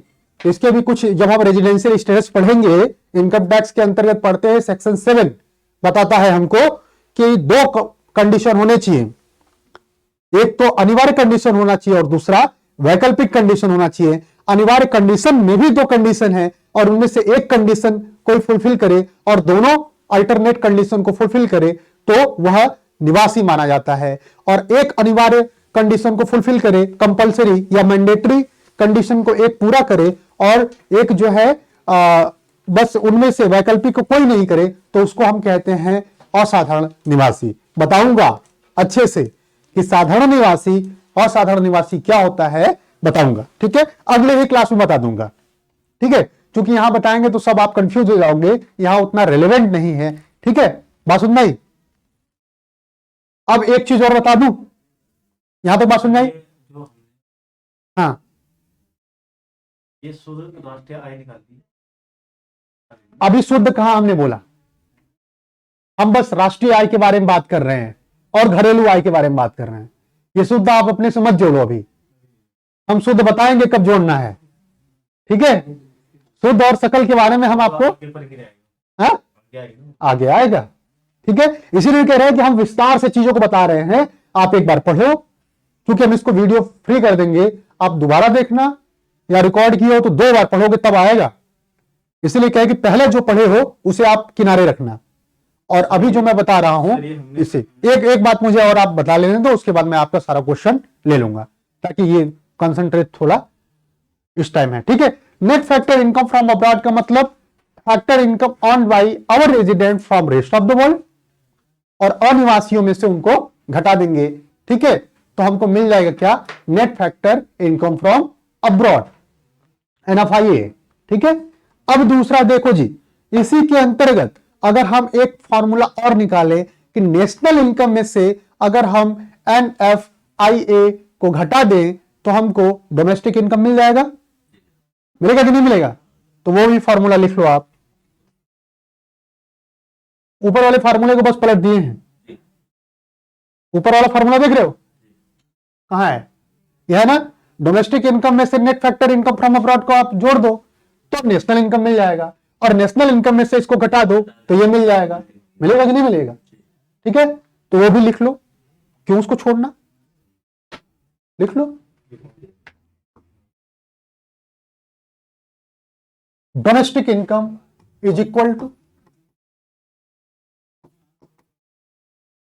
Domestic income is equal to national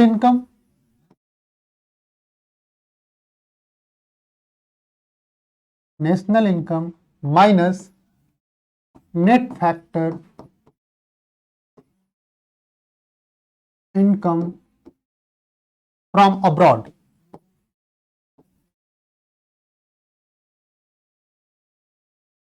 निकल जाएगा जी, इसकी तो हिंदी इसकी हिंदी बता दें, net factor income from abroad की शुद्ध कारक आय, कहां का, विदेश अब्रॉड का, विदेश से अब्रॉड को, अब्रॉड आप विदेश से समझो, विदेश समझे हैं सर अपने देश में नहीं नहीं, अपने देश के नहीं। हाँ, विदेश से शुद्ध कारक आय। ठीक है, शुद्ध कारक आय। नेट हमेशा बात कर रहे हैं तो ये भी ध्यान देना, ग्रॉस के बारे में बात नहीं कर रहे हैं, नेट के बारे में बात कर रहे हैं। ठीक है, ये निकली बात समझ में आई? यहां तक किसी कोई दिक्कत नहीं ना, होनी भी नहीं चाहिए। क्लियर हुआ? आगे बढ़ूं?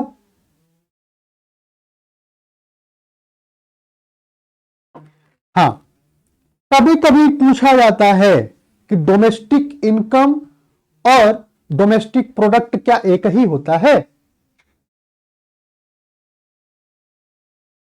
प्रोडक्ट, डोमेस्टिक प्रोडक्ट और domestic income, domestic income is equal to also called as domestic product. क्यों सिद्ध करता हूं? नहीं बोल दिए? हमने कहा फैक्टर इनकम। फैक्टर इनकम जब हमने बोला था तभी हमने कहा था कि फैक्टर ऑफ प्रोडक्शन, बराबर नहीं बोला था? फैक्टर ऑफ प्रोडक्शन पर ही, यानी उत्पादन के जो साधन होते हैं, उत्पादन के साधन को ही तो हम उत्पाद निकलेगा कुछ हमारा। उत्पाद का उत्पादन करने के लिए हम कुछ कॉस्ट लगाते हैं। दो लोग हैं, समझ लो, बताता हूं, समझना हमेशा। हमने क्या कहा कि domestic product is equal to domestic income होता है, ये हमेशा होता है, ध्यान देना इसको। बहुत गूढ़ बात बता रहे हैं। कैसे होता है सिद्ध करता हूं। Domestic income is equal to domestic product. कैसे? How possible? कैसे हुआ ये? देखो, हम आपको बताए बच्चा कि डोमेस्टिक जो हमारा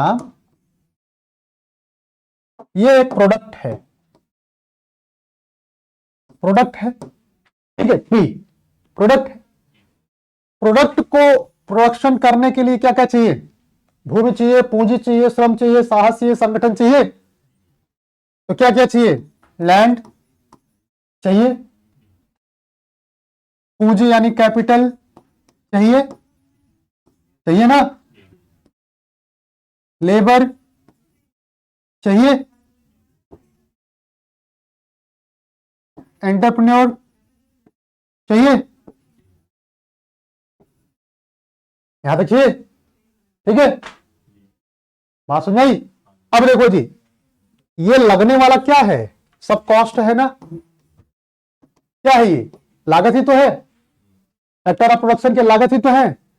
अब जब यह प्रोडक्ट बन रहा है तो जो लागत आप किसी को दे रहे हो, ये इधर जाकर किसी के लिए इनकम भी तो बनेगा। भाई ये प्रोड्यूसर है, ये कौन है? प्रोड्यूसर, उत्पादक। ये काम करने वाले जो लोग हैं उनके लिए इनकम भी तो बनेंगे, बनेगा कि नहीं बनेगा? जैसे लैंड है तो जिसका लैंड होगा, जिसकी भूमि होगी, उसके ऊपर प्राप्त होने वाला उसको रेंट मिलेगा। तो यह फैक्टर ऑफ इनकम हुआ कि नहीं हुआ? यह फैक्टर ऑफ प्रोडक्शन है तो यह फैक्टर ऑफ इनकम है कि नहीं? है ना, रेंट हुआ। कैपिटल इनकम के रूप में क्या मिलेगा? इंटरेस्ट मिलेगा कि नहीं मिलेगा? मिलेगा। लेबर क्या मिलेगा इधर? Compensation of employees. याद करो क्या मिलेगा? Compensation of employees.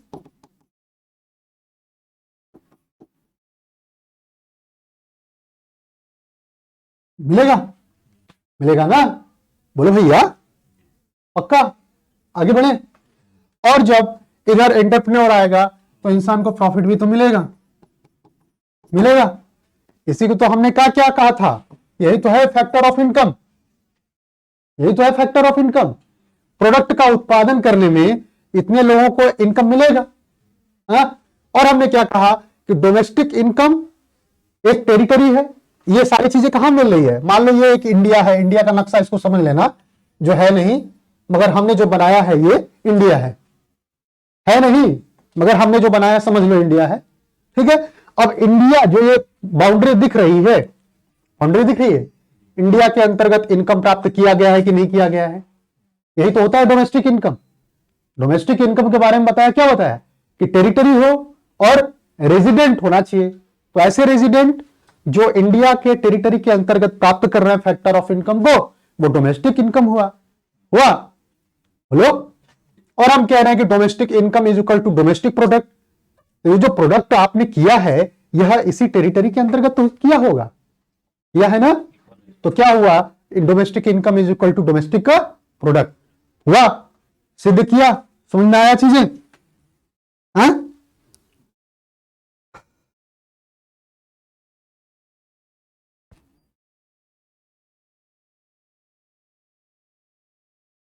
ठीक है। अब देखो, डोमेस्टिक प्रोडक्ट में अगर हम net factor income from abroad जोड़ दें तो नेशनल प्रोडक्ट बनेगा। डोमेस्टिक प्रोडक्ट में अगर हम net factor income from abroad जोड़ दें तो नेशनल प्रोडक्ट बन जाएगा वो कि नहीं बनेगा?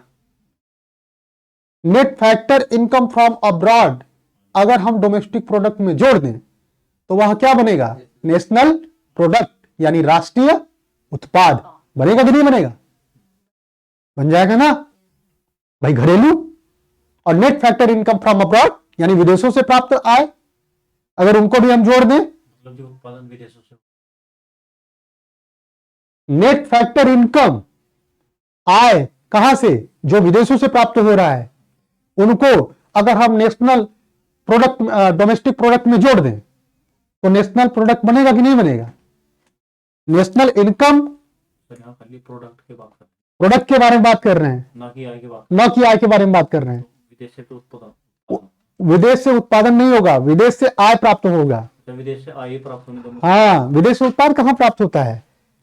दोनों कंडीशन में आय ही प्राप्त होगी। विदेश से आय ही प्राप्त होगा और आपका डोमेस्टिक प्रोडक्ट है ही। यानी कि घरेलू उत्पादन, घरेलू उत्पाद, उत्पादन नहीं। उत्पादन हाँ, और विदेश से आय, विदेश से आय, अगर इनको जोड़ दो तो नेशनल प्रोडक्ट मिलता है। क्या मिलेगा? यानी राष्ट्रीय उत्पाद। बताऊंगा ना, राष्ट्रीय आय तो पढ़ ही लिया कैसे मिलता है। राष्ट्रीय आय कैसे मिलता है? नेशनल डोमेस्टिक आपका इनकम और NFI जोड़ दो तो राष्ट्रीय आय तो मिल ही रहा है। हम राष्ट्रीय उत्पाद की भी संकल्पना के बारे में बात कर रहे हैं ना, इसके बारे में बात कर रहे हैं, राष्ट्रीय उत्पाद की संकल्पना के बारे में, यानी नेशनल प्रोडक्ट के बारे में अपन बात कर रहे हैं। ठीक है, तो अब वो भी लिख लो जल्दी से। जब हम यहां से यहां सिद्ध ही कर दिए हैं तो अब आप लिखो क्या, कि यदि डोमेस्टिक प्रोडक्ट यानी घरेलू उत्पाद प्लस, नहीं समझ में आया क्या? नहीं समझ में आया? नहीं आय। डोमेस्टिक प्रोडक्ट प्लस क्या करेंगे? Net factor income from abroad, income from abroad यदि जोड़ दें तो क्या मिलेगा हमको? National product.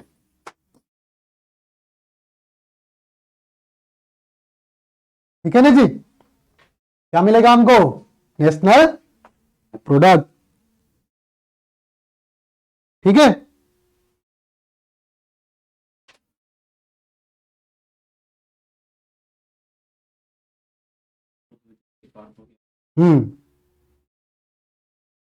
ठीक है। अब देखो, कभी कभी पूछा जाता है फैक्टर कॉस्ट। क्या पूछा जाता है? फैक्टर कॉस्ट पूछा जाता है ना। हाँ बोलो। तो फैक्टर कॉस्ट के बदले में किसी को फैक्टर इनकम में तो मिलता होगा। नहीं समझ में आई बात? हम क्या कहते हैं? डोमेस्टिक प्रोडक्ट बताओ, कहां पे बताओगे? डोमेस्टिक इनकम बताओ। कहते हैं ना कि नेट डोमेस्टिक प्रोडक्ट, ठीक है, या नेशनल इनकम को क्या कहते हैं? Net national product. ये तो कहते हैं डोमेस्टिक प्रोडक्ट अगर आपसे कोई पूछे तो net domestic product at factor cost, और नेशनल इनकम कोई पूछे तो net national product at factor cost. बात समझ में आई? सारी कहानी खत्म हो गई, अभी फैक्टर कॉस्ट वही तो बताया। फैक्टर कॉस्ट वह लागत होता है जो किसी भी उत्पाद को उत्पादन करने के बदले में लागत के रूप में दिया जाता है, और वह 4 तरीके का होता है। कौन कौन सा? एम्प्लॉइज कंपनसेशन, भाई किसी के लिए इनकम है तो आपके लिए क्या है? कॉस्ट भी तो है, वही तो हम बता रहे हैं। मार्केट प्राइस, एक फैक्टर प्राइस क्या है, कुछ होता है? बिल्कुल, अभी कह रहा हूं ना कि जो पिछला पढ़े हो आप उतना मत जानो, जितना बता रहे हैं हम उस बिंदु पर पहुंचेंगे। अभी कहां पहुंच रहे हैं ना, अभी हम कहां पे पहुंचे हैं? फैक्टर कॉस्ट बता रहे हैं ना क्या होता है, तो मार्केट कॉस्ट भी मार्केट प्राइस भी बताएंगे भैया, ठीक है। अभी जितना बता रहा हूं, पहले ही मैंने बोला था कि इस क्लास को पिछला जो पढ़े हो उसको वहीं पर छोड़ देना, और जो हम पढ़ा रहे हैं इसको ग्रैब करना, और फिर जब हम पढ़ा लेंगे तो पिछला आपका पूर्व ज्ञान और हमारी जो क्लास से आप लिए हो उनको मर्ज करना, आप बेहतर समझोगे, ठीक है। सारी चीजों को एकदम रिलेवेंट तरीके से पढ़ा करो। देखो मैंने क्या बताया कि अभी आपसे कोई भी पूछेगा कि भैया डोमेस्टिक प्रोडक्ट के बारे में बताओ, तो आप क्या बताओगे? Domestic product is equal to domestic income. हाँ, और ये भी तो पूछ सकता है कि डोमेस्टिक इनकम के बारे में बताओ, तो आप क्या कहोगे? Domestic income is equal to net national product, net domestic product at factor cost. होता है कि नहीं होता है? बोलो। तो 2 चीज लिख लो जल्दी से। क्या? यदि आपसे कभी कोई पूछे कि भैया हमको बता दे जरा कि डोमेस्टिक प्रोडक्ट क्या होता है या डोमेस्टिक इनकम क्या होता है, तो आप बता दोगे domestic product is equal to domestic income, बताया, ठीक है। अब अगर आपसे कोई पूछे कि भाई बता दो एनडीपी क्या होता है, एनडीपी को ही हम कहते हैं डोमेस्टिक प्रोडक्ट या डोमेस्टिक इनकम, बात एक ही है, तो यहां हम डोमेस्टिक इनकम से डिनोट कर रहे हैं, ठीक है। प्रोडक्ट उसके लिए होगा जो कॉस्ट होता है, इनकम उसके लिए होगा जो आय करता है। भाई किसी मान लो ये प्रोड्यूसर हैं, इनके लिए महत्वपूर्ण क्या है? वह कॉस्ट महत्वपूर्ण है ना, और कॉस्ट किसका लगता है? उस प्रोडक्ट का ना। तो अगर प्रोड्यूसर के दृष्टिकोण से देखो तो प्रोडक्ट महत्वपूर्ण है, और अगर इनकम जनरेटेड दृष्टिकोण से देखो तो इनकम महत्वपूर्ण है। बात समझ आई? ठीक है, तो बताएं NDP is equal to domestic income. ना रहा है कुछ नहीं, हमने बताया domestic product is equal to domestic income. लिख देता हूं आप लोग, घरेलू उत्पाद बराबर घरेलू इनकम बताया था। थोड़ा इंग्लिश आप लोग मजबूत करो, थोड़ा सा, ज्यादा नहीं। देखो डोमेस्टिक, अरे तो हम तो, आप एक ही लिखो ना। Domestic income is equal to, हमने क्या बताया? डोमेस्टिक प्रोडक्ट बताया। हमने बताया कि घरेलू उत्पाद बराबर क्या होता है? घरेलू इनकम। यही तो, घरेलू इनकम बराबर घरेलू उत्पाद, या घरेलू उत्पाद बराबर घरेलू इनकम, ये बताया। अब हमने क्या बोला कि भैया घरेलू उत्पाद को ही हम, या घरेलू इनकम को ही हम एनडीपी एट फैक्टर कॉस्ट कहते हैं। क्या कहते हैं? एनडीपी। इसी को डोमेस्टिक इनकम को ही हम क्या कहेंगे? और we can say NDP at factor cost.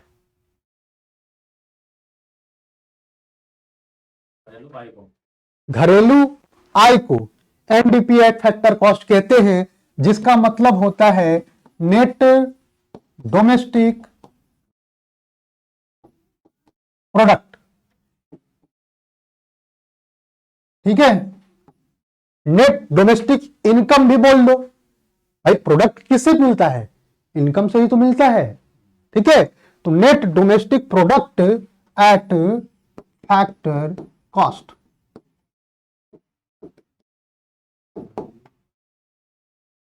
ठीक है,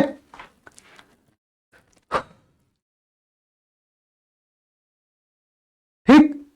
अब देखो इसमें कभी भी हम एनएफआई को नहीं जोड़ते हैं, मालूम है कि नहीं?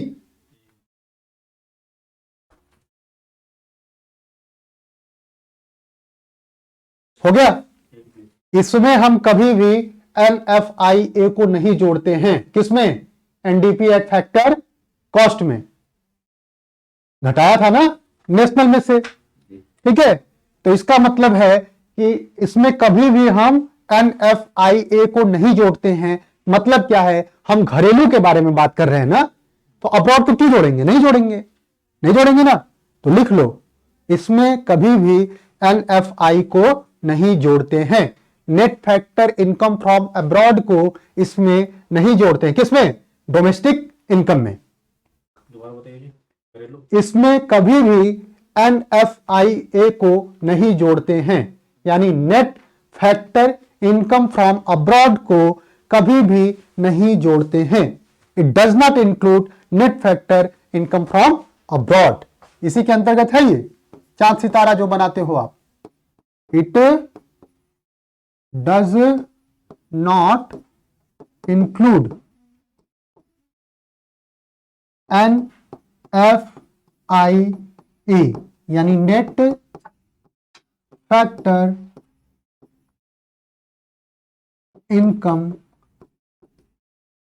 From abroad.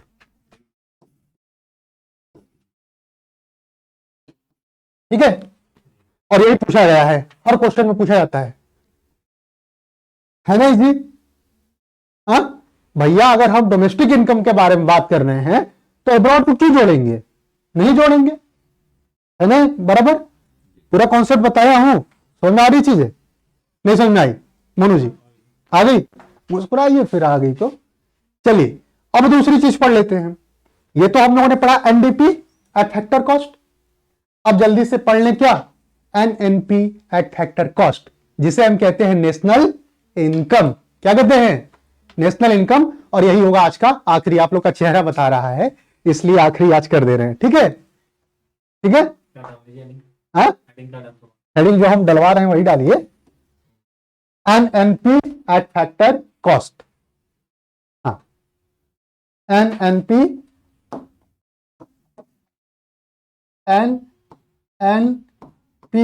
Eight factor cost, यानी इसी को क्या कहते हैं? National income. ध्यान देना हमेशा, क्या कहते हैं इसको? National income. कभी कभी दे देगा कि एनएनपी एट मार्केट कॉस्ट, क्या वह नेशनल इनकम होता है? तो आप कहोगे बिल्कुल नहीं। ठीक है, आगे बताऊंगा सब। मतलब अभी जितना बता रहा हूं इतना समझो, आगे के मतलब, और फिर सारी चीज को मैं रिवाइज करूंगा तो आपको अच्छे समझ में आ जाएगा। नेट नेशनल एनएनपी का पूरा full form. Net national income इसे कहते हैं नेट नेशनल प्रोडक्ट, क्योंकि हमने बता रखा है डोमेस्टिक इनकम और डोमेस्टिक प्रोडक्ट। इसी तरीके से नेशनल इनकम बराबर नेशनल प्रोडक्ट भी तो होगा, होगा कि नहीं होगा? तो भाई यहां पे क्या है? National income at the factor cost या ऑन द फैक्टर कॉस्ट। ठीक है, अच्छा जी, इसमें हम net factor income from abroad को इंक्लूड करेंगे कि नहीं? इनमें एनएनपी एट फैक्टर कॉस्ट में हम नेट इनकम फ्रॉम अब्रॉड को इंक्लूड करते हैं कि नहीं? करते हैं ना। बहुत अच्छा, आप लोग खुद के लिए ताली बजा दीजिएगा। ठीक है, यानी मेरा पढ़ाया थोड़ा सफल है। ठीक है, इसमें हम एनएफआईए को इंक्लूड करते हैं। ठीक है, किसमें? इनमें। तो ये भी क्वेश्चन पूछा जाता है कि नेशनल जो आपका नेशनल इनकम है, क्या इसमें एनएफआईए को हम इंक्लूड करते हैं? रीजन बता दिया हूं सब विस्तार से, क्यों करते हैं ये भी बताया। क्यों नहीं आया? नेशनल इनकम समझते हो? राष्ट्रीय आय। राष्ट्रीय आय का मतलब क्या? घरेलू, तो घरेलू है ही, जो बाहर से लोग कमा रहे हैं वो भी तो अपना है। ठीक है, तो जो बाहर से कमा रहे हैं उसी को तो हम नेट एनएफआईए बोलते थे, net factor income from abroad. उन्हीं को सम्मिलित करोगे नहीं? तो वही कुछ इसने बताया। हाँ, ठीक है। पहले क्या करते थे भाई, अगर हम डोमेस्टिक इनकम में एनएफआईए को जोड़ दें तो नेशनल इनकम निकलता था। तो जोड़ रहे हैं ना, कहीं जोड़ते हैं तो इसका मतलब क्या? उसमें है या नहीं है? और जब नहीं है तो इसका मतलब it is not included in the domestic income.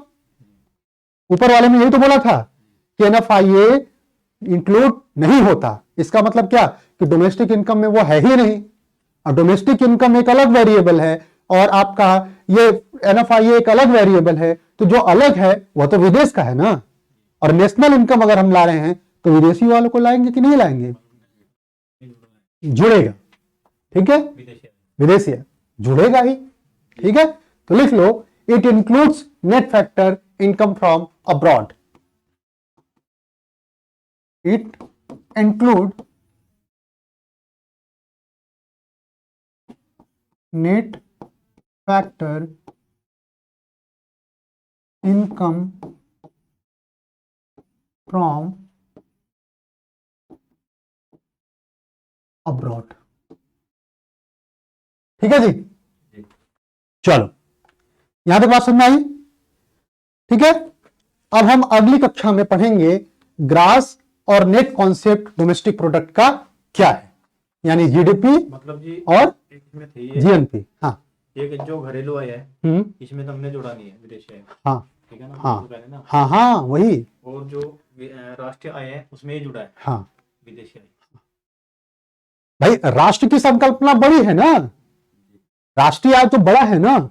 अगर मान लो यह घरेलू आय है, ठीक, यह मान लो घरेलू आय है, केवल देश की सीमा के अंदर अंदर है जी, हाँ देश की सीमा के अंतर्गत, साथ साथ सामान्य निवासी, है तो देश के अंदर ही सर, देश के अंदर ये सीमा बना तो दिया, ये देश की सीमा है, यहां पर निवासी हैं, और निवासियों के द्वारा वह चारों फैक्टर कौन कौन से, compensation of employees, rent, interest and profit.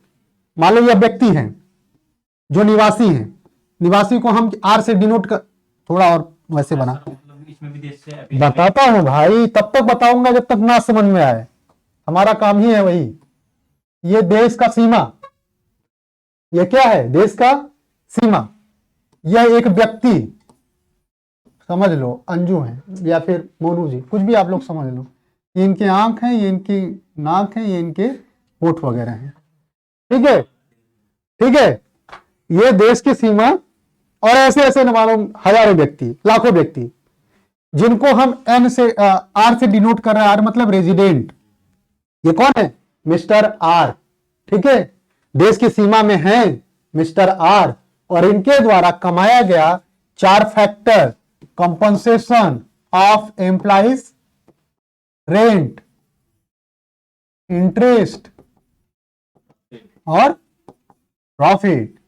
अगर ये कमा रहे हैं इतना है, क्या रुचि है, और ये भाई साहब जो है रेजिडेंट, देश की सीमा के अंतर्गत हैं, तो इन्हें हम कह दिए, क्या नाम दे दिए, डोमेस्टिक इनकम प्रोडक्ट या डोमेस्टिक प्रोडक्ट, ठीक है। अब हमारा दायरा बढ़ा, ये सारी चीजें तो हैं। अब इसी में अगर हम प्लस NFIA को जोड़ दें तो जो निकलेगा वह निकलेगा नेशनल इनकम या राष्ट्रीय उत्पाद और प्रोडक्ट। अब समझ में आया, यानी ये चार चीज रहेगी, ये तो रहेगी सर, ये भी भाई साहब रहेंगे, और आर जुड़ जाएंगे। NFIA का मतलब क्या, ऐसे लोग, ऐसे आर जो देश के बाहर भी कमाई उमाई कर रहे हैं, ऐसे आर, ये भी यहां पे आर आर ही हैं, ठीक है, जो देश के बाहर रह रहे हैं, न मालूम कितने कंट्री में रह रहे हैं, ठीक है, और ये देश के बाहर कमा रहे हैं, तो उनको हम NFIA का नाम दे दिए, और NFIA में हम ये जोड़ देंगे, यानी डोमेस्टिक इनकम में NFIA जोड़ दिए तो नेशनल इनकम और नेशनल प्रोडक्ट। अब समझ में आई कहानी, आ गई, थैंक यू नहीं बोलोगे हमको, मतलब ये हाँ बताओ जी, राष्ट्रीय उत्पाद है, हाँ राष्ट्रीय उत्पाद को राष्ट्रीय आय, राष्ट्रीय आय बोलते हैं। बिल्कुल इसका दूसरा नाम एक है, भाई। उत्पाद हम कब बोलेंगे, उत्पाद हम कब बोलेंगे, देखो राष्ट्रीय आय और राष्ट्रीय उत्पाद, एनडीपी, बताया ना, NDP at factor cost and NP, तो प्रोडक्ट पे ही तो मिलता है ना भाई, प्रोडक्ट के कॉस्ट होते हैं और प्रोडक्ट पे ही तो इनकम मिलता है। तो जो प्रोड्यूसर है उसको उत्पाद बोले और जो इनकम प्राप्त कर रहे हैं उनको इनकम बोले। तो दूसरी बात सर, राष्ट्रीय घरेलू आय है, हाँ तो घरेलू आय को घरेलू उत्पाद भी बोल सकते हैं दोनों। हाँ, क्यों? पर्सपेक्टिव समझो। एक यही पेन है, किसी को काला दिख रहा है, किसी को ये नुकीला दिख रहा है, ठीक है, एक ही पेन है, इसी के दोनों गुण हैं। अगर प्रोड्यूसर है तो प्रोड्यूसर को आय मिलेगा। भाई उत्पादक वर्ग के लोग हैं तो वो नहीं ना कहेंगे कि भैया हमारा तो लागत लग रहा है ना। और लागत जो जिसको हम लागत के लिए भुगतान दे रहे हैं, जैसे मान लो हम यहां पर पढ़ा रहे हैं, आपके द्वारा मिला गया जो हमको दिया जाने वाला फीस है वह क्या है? हमारे लिए तो इनकम हुआ ना, मगर वही पैसा आपके लिए क्या है? कॉस्ट है ना। इन्वेस्टमेंट कहां से हो गया? क्या है आपके लिए? कॉस्ट है ना। और वही पैसा हमारे लिए क्या हो गया? इनकम है ना। एक ही पैसा है, मगर उसको हम दो नाम दे रहे हैं। क्या क्या? एक तो हमारे रिगार्डिंग और एक आपके रिगार्डिंग, ठीक है। उसी तरीके से है डोमेस्टिक प्रोडक्ट और डोमेस्टिक इनकम का कॉन्सेप्ट, ठीक है। आई होप आपको यह मजा आया होगा पढ़ के। दूसरा वीडियो भी आपको हम फ्री एयर करेंगे, दूसरा पार्ट, जिसमें हम ग्रॉस नेट के बारे में समझेंगे। जुड़े रहिए ऐसे ही, ठीक है। Thank you so much guys.